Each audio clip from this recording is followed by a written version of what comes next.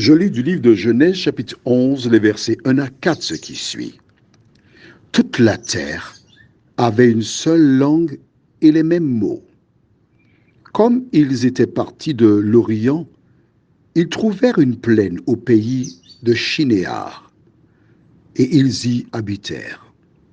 Ils se dirent l'un à l'autre, « Allons, faisons des briques et cuisons-les au feu. » Et la brique leur servit de pierre, et le bitume leur servit de ciment.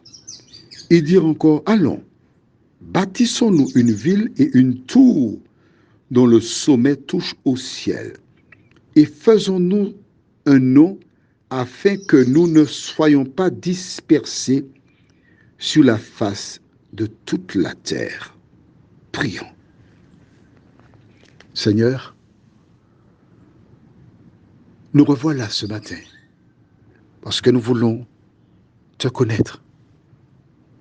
Toi qui déclaras, « Or la vie éternelle, c'est qu'ils te connaissent, toi le seul vrai Dieu. » Tandis que nous allons approfondir ces versets, que ton esprit nous éclaire. Nous t'en prions au nom de Jésus pour ta gloire éternelle. Amen. Cette lecture que je viens de faire est l'introduction de ce que nous verrons demain. Donc c'est la première partie. Les hommes étant violents et méchants, Dieu regarda.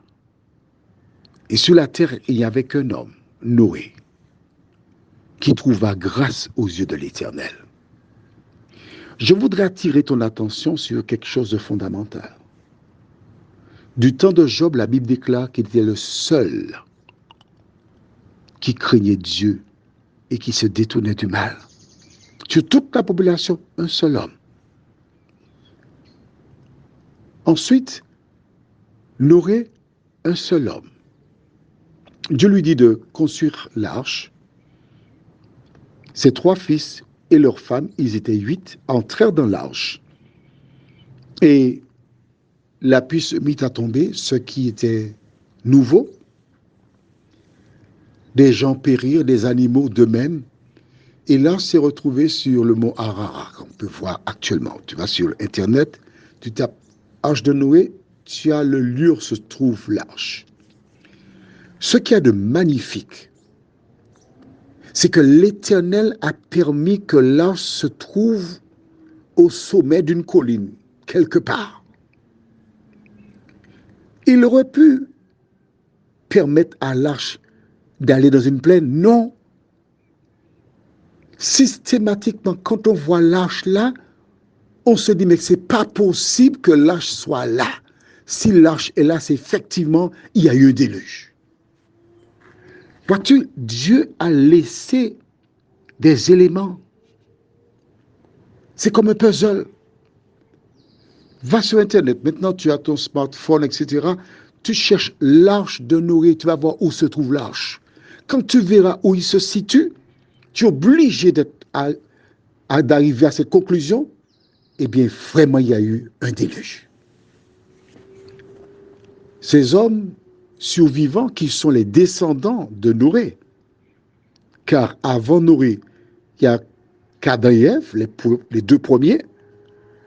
Arrivé au déluge, il n'y a que 8 personnes dans l'arche. Quand ces 8 personnes sortent, ce sont eux qui vont peupler la terre. Donc les descendants d'Adam et Ève. Et ces 8 personnes ont certainement donné l'information à leurs enfants pour leur dire, restez attachés à l'Éternel, faites le bien pour que l'Éternel ne le détruise pas, parce que la prochaine fois, ce sera par le feu. Ils ont entendu. Mais au fil des années, ils se sont détournés de l'Éternel.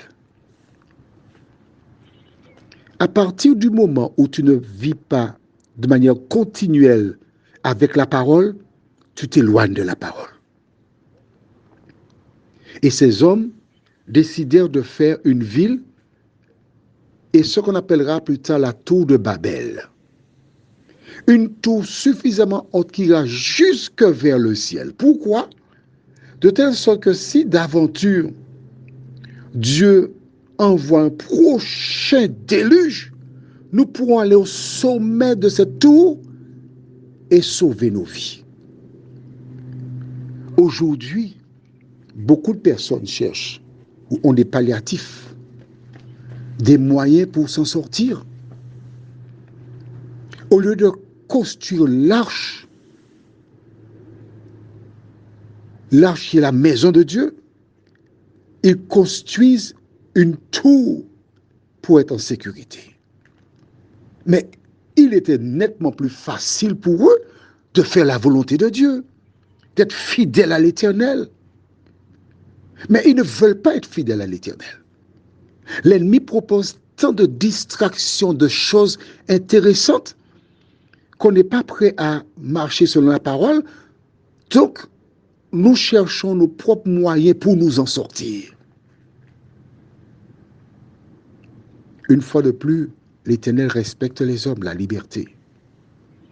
Il prépare le brick et entame la construction de la ville. Et selon le projet, ce sera ensuite la tour. Par rapport à la parole de Dieu, où en es-tu? Une fois de plus, nous avons le choix. Ces personnes, juste après le déluge, ont le choix entre écouter le conseil de leurs parents, qui leur dirent d'être fidèles à Dieu, ou succomber aux propositions de l'ennemi. Ils ont préféré succomber, se faire plaisir, faire ce qu'ils ont envie. Mais toi qui m'écoutes ce matin, au fond de toi, quand tu fais certaines choses, tu sais que c'est pas bien. Donc si tu sais que c'est pas bien, tu sais qui en est l'auteur. Pourquoi continuer sur cette voie? Pourquoi? Tu sais déjà à l'arrivée des courses, ce sera déception, désillusion, souffrance et autres. Prions. Seigneur, les descendants de Noé cherchaient une solution humaine.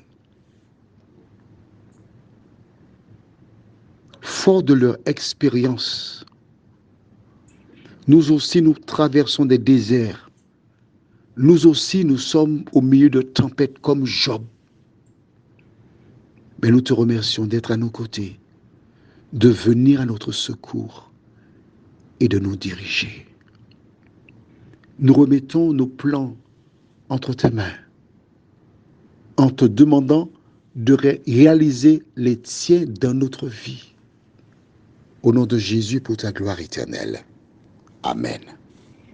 Je te souhaite une bonne journée sous le regard de Dieu.